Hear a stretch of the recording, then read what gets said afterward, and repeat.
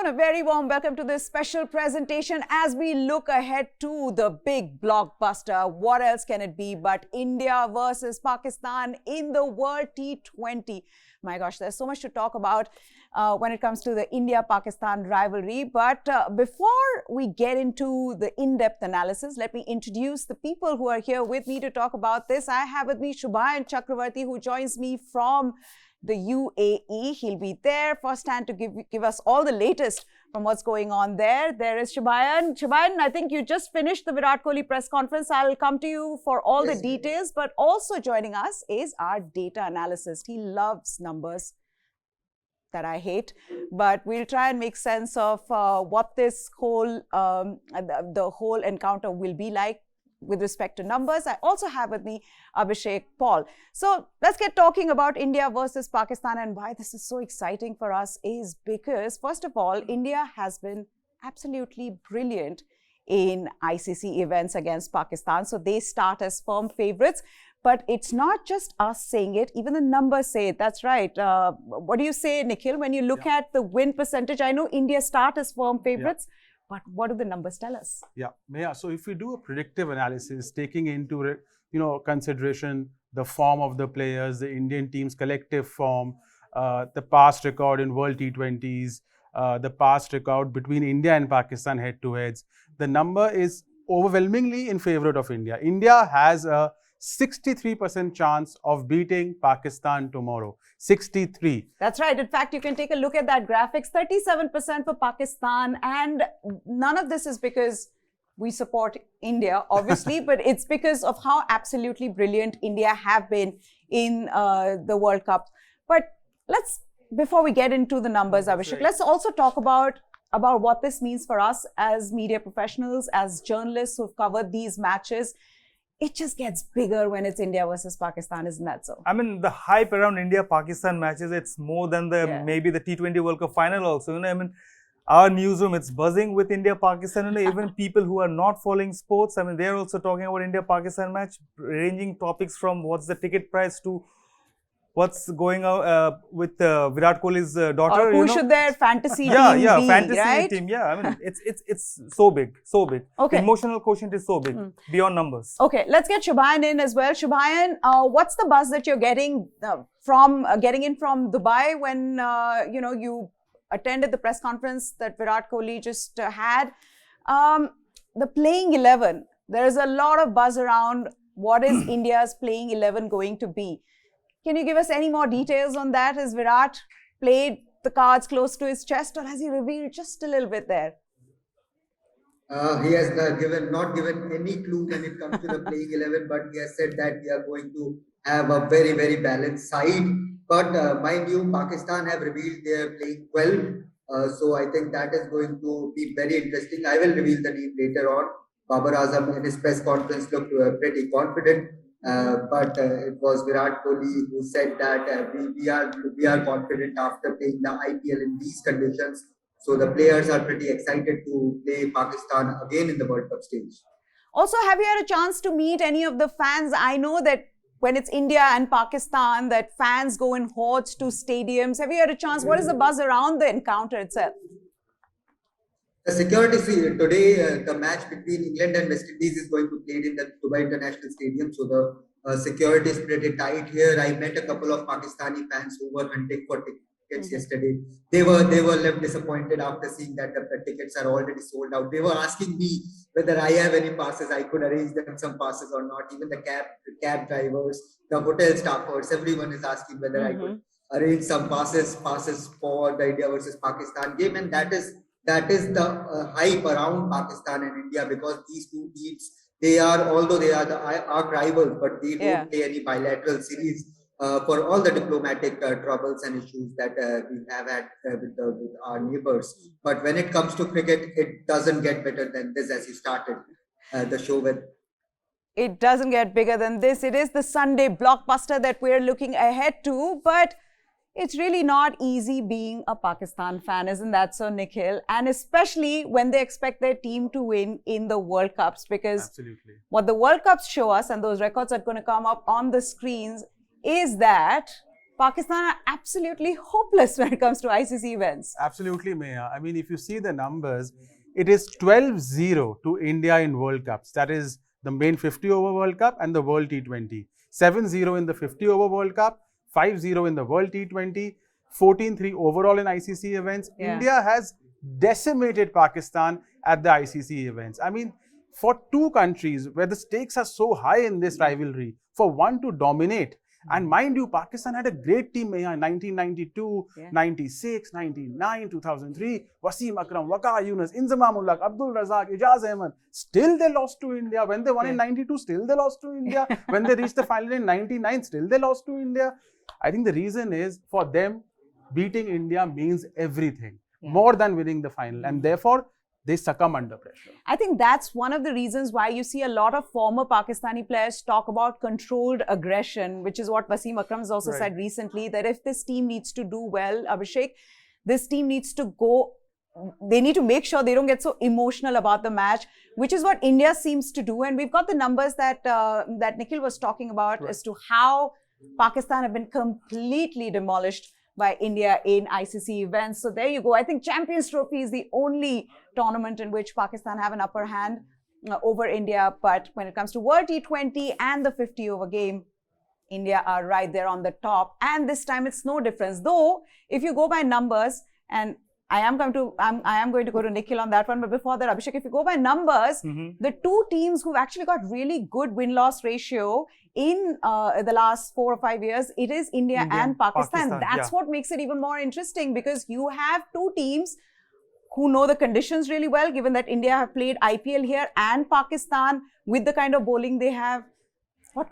What more could fans ask for? Yeah, I mean, you talked about win-loss ratio, but, you know, interestingly, in T20 World Cups, you know, win-loss ratio in the non-World Cup years, they don't really matter much, because in 2012, you know, South Africa, they had the best win-loss ratio, 2.75, but it was West Indies, you know, who had the second last win-loss ratio, 0.71. They won the World Cup. In 2016, India had the best win-loss ratio, 2.20, but it was again West Indies who had the fifth best win-loss ratio, who went on to win the World Cup. So you can't really go with numbers, you know, based on based in T20 World Cups, and especially in this match, you know, the emotions, everything comes into play. And I think they have Pakistan have a good calm captain this time, Babar Azam, although he has not got that much experience as maybe his Indian counterparts.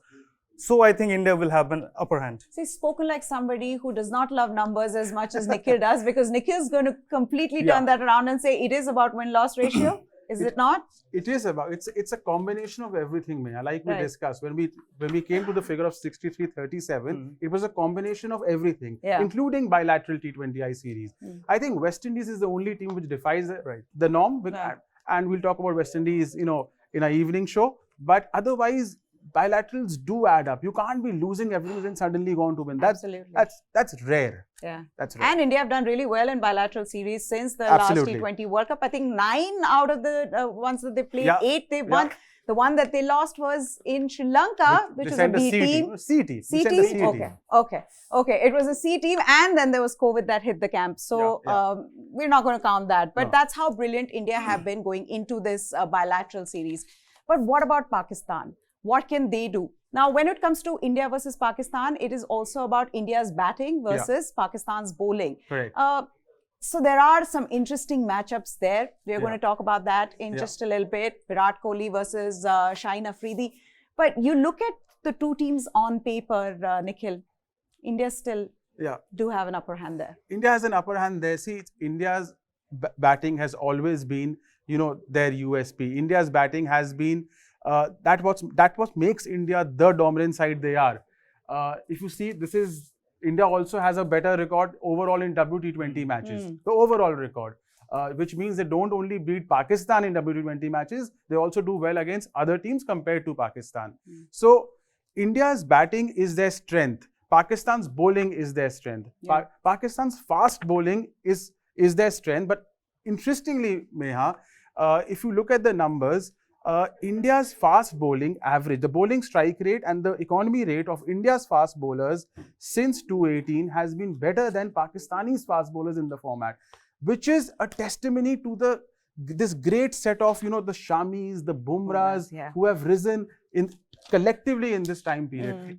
We've never heard of this before, that India's fast bowlers have a collective better, average strike rate economy than Pakistani's fast bowlers. It is happening now. Also looking at the Indian team, and yes, bilateral series do make a difference in terms of the form going into, and also I think just the sense of confidence the team gets after winning matches, after winning series after series, right? So India has that confidence. But Abhishek, this really is the best chance for India to win. It almost seems like everything is aligned in that way, because you have a team that's doing well, in form. They've just played, the whole team has played in the IPL in UAE, so they know exactly the conditions. They know when the dew will come in. They know if you won the toss, whether to bat first or to bowl first. So they have all of that working for them, which gives them the advantage over all the other teams. Definitely, and India's group, I think India, Pakistan and New Zealand, those are the three top teams who are likely to go. Among the 6 teams, these are the 3 teams who are likely to go to the semi-finals, 2 teams. So India have a great chance. They have a settled unit. Except for that 6th bowler spot, I think India has pretty much everything sorted out. Yeah, except that 6th bowler spot. And we're going to be talking about that. But let's just go back to Shubhayan and talk a little bit more about what this means for the Indian team, India versus Pakistan, and this being the first match, in a sense, for the 2 teams. I mean, when we talk about pressure, Shubhayan, it doesn't get more stressful than this for the 2 teams. And yes, there are mind games, and yes, Virat Kohli can come out in the press conference and say, bhai, hame koi fark nahi padta, hum to jaake khelenge. But, you talk to all the players, they know the pressure when they're taking on Pakistan and vice versa.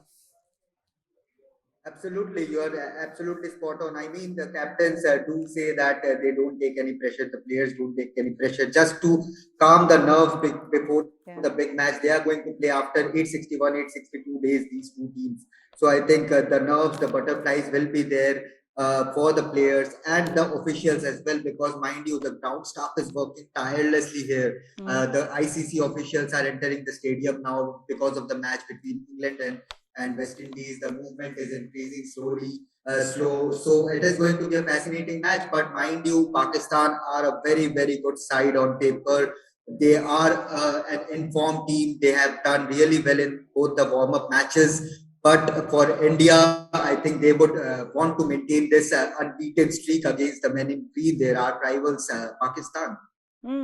Also talk about some of the favorite moments here, because yes, I know we're building up to the big match, but we have time on our hands. So let's talk about some of our favorite moments from the India-Pakistan encounter. Let me begin with Shubhayan then, and then we'll go to Nikhil and to Abhishek. We all have that one favorite India-Pakistan moment, don't we all? We all know where we were. We all know what we felt. So Shubhayan, let me begin with you. What has been your one favorite moment that you will cherish forever?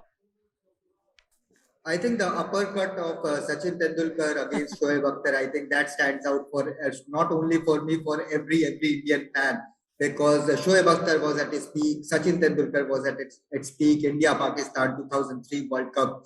I mean, the frenzy, the excitement, I remember watching it with all my friends, with relatives, and our house was packed. And after that, that uppercut set the platform for a tremendous inning that Sachin Tendulkar played on that day. Okay. What about you, Nikhil? I think the 2011 semi-final in Chandigarh. Yeah. I was there at the stadium and I was going nuts. I think lost my voice, lost my clothes.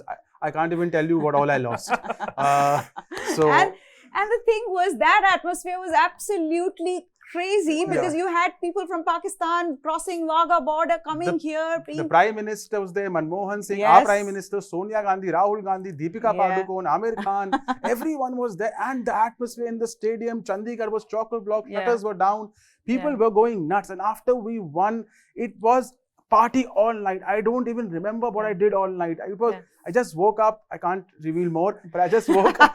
But it was just absolutely I remember crazy. I had friends from the US come down just for that match, and they'd taken the tricolor, and they were absolutely ecstatic when India won that. Abhishek, quickly, what was your favorite? Mine was the 2007 final, I mean, it's an obvious choice, but for me it was because I was in college. I was in the college hostel, 100, 200 kids. I mean, we were just jumping, and In my generation, it was the first world, I mean, that bigger triumph. You know, 1983 was where we were reading about it, we talked about it, but that was the first time we actually saw something like that happen. So absolutely. It was best and for to me. think that Rohit Sharma actually acted as a finisher of sorts in that, because at one point you felt like India was struggling with their batting, but he came and scored some 30 odd of some 16 balls. And then, of course, Misbah-ul-Haq, the way he got out. Yes, that was a brilliant moment. I also thought that tie between India and Pakistan in the group stages, I mean, that bowl out, first that was absolutely crazy. But let's also take some more numbers. Let's talk about the key battles now between India and Pakistan. What is it that India should be wary of when it comes to the Pakistani bowling? And what is it that that Pakistan can expect from the Indian batsmen? So, Nikhil, you want to take us through that? Yeah, I mean, the contest which can potentially define the match, Meha, is the one between, Virat Kohli and Shaheen Afridi. There's another one which we'll discuss later about Babar Azam and Mohammad Shami. See, Virat Kohli and Shaheen Afridi will be the contest which is basically our best batsman versus their best bowler. Correct. Virat Kohli is the highest scorer in T20I cricket history. He has an average of about 50, the only batsman who averages above 50 in T20I cricket. Most runs in IPL history. So Virat Kohli is, also Virat Kohli is going through a slump in Test cricket and to an extent in ODIs since November 2019, since that century against Bangladesh.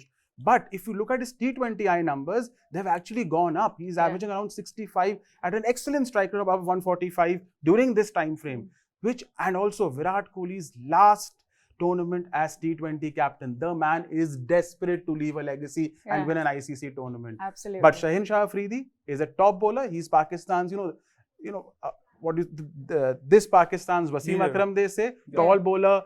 He'll get the ball away. That generation of Wasim Akram? Yes. People who followed him would be very upset when you said that. But yes, there are a lot of people who compare him to Wasim Akram. Just to add a bit of trivia, the last two matches that Virat Kohli played against Pakistan, the 2017 Champions Trophy final and the 2019 World Cup, both times he was dismissed by a left-hand pacer, Mohammad Amir. And this time they have almost so the weakness, that outgoing that difficult angle that a left-arm pacer and generally for already generates. Somebody who's struggling.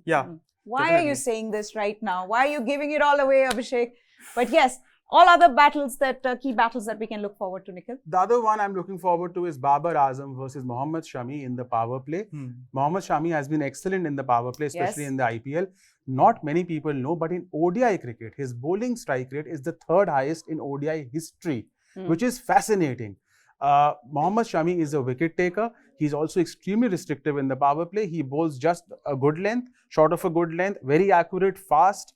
Babar Azam is Pakistan's best batsman by far. He is in great form. He's highest scorer in the PSL. Do you get the feeling that if India can just get through the top order, top two. Yeah, that's it. Rizwan and Babar Azam, and we are done. So I think Babar Azam one weakness, Meha, which is that he likes to drive the ball on the up, and Mohammad Shami can swing the ball. So if he pitches it up and he drives it on the up, he can get him caught at covers, and which will be applauded. If Babar, he crosses the power play stage, he scores a half century. So you need to get him early. You need to get him early. That's right. You need to get him early. But there are two players, in fact, in the Indian team who, if they cross the power play stage, the game is ours, which is KL Rahul and Rohit Sharma. And how absolutely brilliant have they been? Absolutely. Right? I mean, you talk of limited overs. And if you look at India's top three, yes, as Nikhil was saying, that Virat Kohli may be struggling in ODIs and Test cricket. And it's Virat Kohli, the one of the greatest ever. So you expect so much out of him. But in T20Is, he's actually been good in the recent past. So you're looking at this top three. Shubhayan, let me come to you. If Shubhayan's still there, I mean, if Shubhayan is still there with us, yes Shubhayan, with Pakistan, I know it's the top order. You get through Mohammad Rizwan and Babar Azam, and you can think of a victory. But with India, you look at that batting lineup, and we're going to talk about whether it should be Suryakumar Yadav or Hardik Pandya, Ishan Kishan, two out of these three. But India's top three, how absolutely wonderful have they been? I think they are the world best at the moment. I think only England's top three come close to it when it comes to quality and form. But India's batting, the top three, when you say Rohit Sharma, KL Rahul was an is going through a golden phase in his career. Yeah. So the third highest run scorer in IPL 2021 was looking in ominous touch in the practice warm-up matches. Rohit Sharma scored a fabulous half century in the warm-up match. Virat Kohli, I think, will be very gunning, will be very eager to get his form back, and what a better occasion than scoring a half century or a big knock than a game against Pakistan. I think that every fan would love to watch Virat Kohli get back to form against Pakistan, and that would be a perfect occasion for him. But mind you, Pakistan's batting unit is very, very good. We are talking about Babar Azam and Mohammad Rizwan, but Fakhar Zaman is in great form. That's right. Remember, he scored a century in that Champions Trophy debacle, and took the game away from us. And they have Mohammad Hafiz as well, Shoaib Malik, all experienced players. Asif is there, who can finish games for them. So it is going to be a fantastic contest. Hardik Pandya will be there, along with Asif from Pakistan. The battle of two finishers. I think the best team win. I like the way you're so sure about Hardik Pandya being there. I know Virat Kohli said that Hardik Pandya's presence in the team is very valuable with or without his bowling. And he made that clear in the press conference, the pre-match press conference. But having said that, I don't know, and I'm going to put this out to Abhishek and to Nikhil as well. Do you believe the current form that he's in, Ishan Kishan, and I think Ishan Kishan should get a look in, especially after that fastest 50. I think he should get a look in. But do you think they'll look at Ishan Kishan? Yeah, see, the thing is, where do you slot him? Because Rohit Sharma has to open with KL Rahul. That's right. Virat Kohli has to bat at number 3, and Surya, they won't drop. He's at 4. Ishan Kishan doesn't bat at 5-6. I mean, he has played the role of a floater before in the IPL, but essentially you want to bat him in the top 3 or top 4. So Ishan Kishan doesn't fit in as a finisher, where they have Rishabh, where they have Jadeja, and where they have Hardik. See, Hardik has been in terrible form, the worst form of his life in IPL 2021. He's done nothing. But, you know, they just want the Hardik of 219, 220 IPL because, as Virat said in the press conference. Also the experience, I think. It makes a difference in a big match, pressure situation. Though clicks, I think the likes of Ishan and this generation, they don't care about pressure situation. You put them anywhere. We've seen that with all the international matches that Ishan and Sky have played. They've gone out and they've shown what they're made of. But let's also take a look at, before I come to Abhishek, the key players to look out for. We've already touched upon that with KL Rahul, but if we could just put that graphic up of the key players to look out. The keys to success, That's right.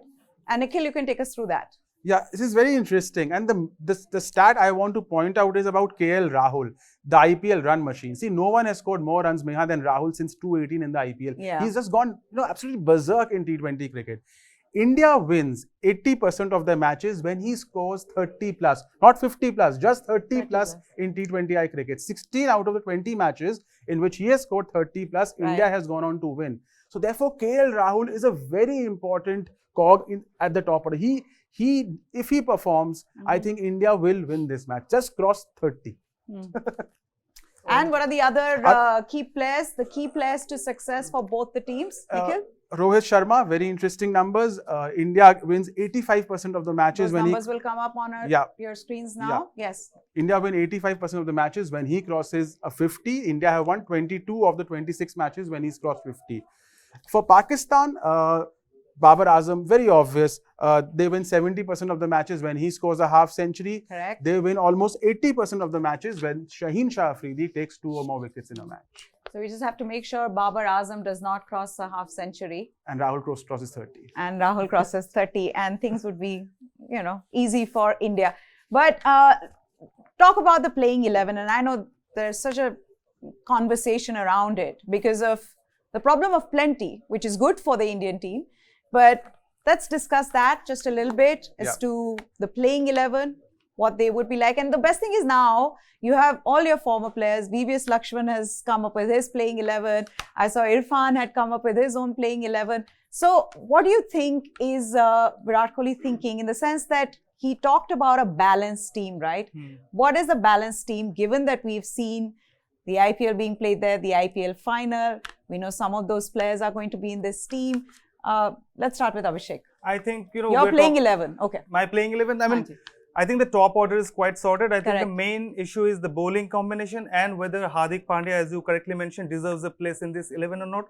True that, I mean, based on his current form, he doesn't really deserve a place in the 11. But I think a half-fit Hardik Pandya, you know, if India are like really desperate to, you know, they're leaking runs, their 5 bowlers are leaking runs. Still, I think, I mean, though in the press conference today, Kohli said that Hardik Pandya is not match fit to bowl, he'll use him. I think if he's that desperate. And if you take Hardik Pandya out and put Ishan Kishan in, you don't have that 6 bowler. I mean, Kohli, though he did bowl 2 overs in the Yes. warm-up match, I mean, a half-fit Hardik Pandya, the bowler, is any day better than a fully fit Kohli, the bowler. That's not my personal opinion. Okay. And I think because Hardik Pandya, we don't know whether, I mean, what's his condition is. Right. I think they should go with 3 seamers in Dubai, because in Dubai we have seen the trend over the last couple of matches in the IPL that is the seamers who are more effective, and 2 spinners. Obviously, it will be Varun Chakravarti and Ravindra Jadeja. I think that will give you more balance Okay. because Hardik Pandya is not there. Okay. Now, the lineup that you were seeing on our screens, we're all washing our hands off it. It was created by Nikhil. And so Nikhil is going to take us through what he thinks is his playing 11, and I can assure you that I'm going to counter that. So go ahead, Nikhil. Yeah, fair enough. I think the debate is I am not playing 3 seamers because I think Hardik Pandya will play and he will also bowl a couple of overs.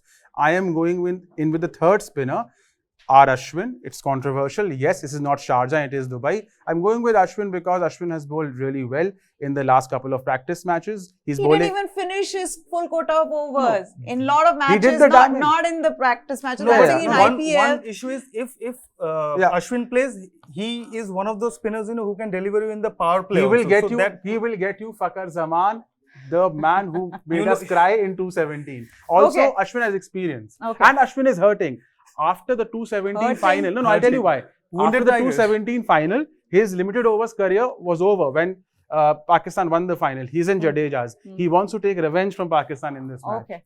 Okay. I still don't think Ashwin is going to get a look in, at least not in this match, because I think they'll go in with Shardul Thakur. I mean, come on. They changed the whole squad just to get Shardul Thakur in. They realized they were short of seamers. Why would they not get Shardul Thakur? Especially because he's Lord Shardul and he's been absolutely brilliant in the IPL. And one of the best memes I saw of Lord Shardul was when someone said Lord Shardul presented himself an IPL trophy on his own birthday. That's how brilliant Shardul has been, and some of those memes are well deserved because of his performance. But let's also take a look at the playing 11 that we all agree on of Pakistan. And Nikhil, Abhishek, what do you make of it? They've already announced the 12, but we were spot on with We were that. spot on. I think the first 11 they've named is our first 11. So yeah.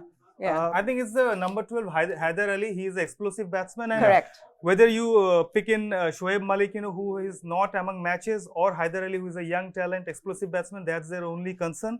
Rest of it is, I think they have pretty much settled lineup. They Even do. more settled bowling lineup than India.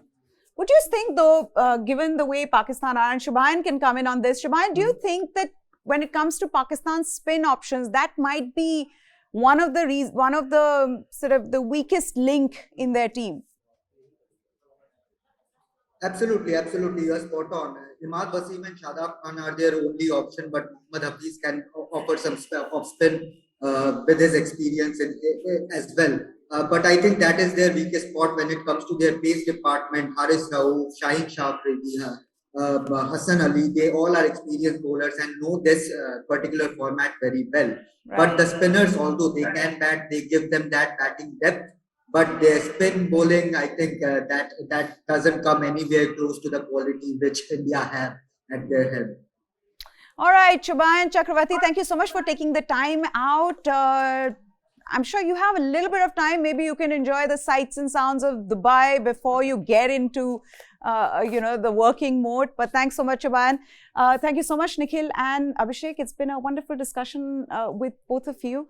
And when we talk about India and Pakistan, it is always about not just looking ahead to a cricket match, but so much more. There is so much there in terms of rivalry. We've seen that through the annals of time that what this means for Indian fans and fans across the border. What we want is an absolutely brilliant game of cricket where just cricket wins. I know it's a bit of a cliche, but really a closely contest match where the best team wins is what we are looking ahead to. Thank you so much for taking the time out. Bye-bye.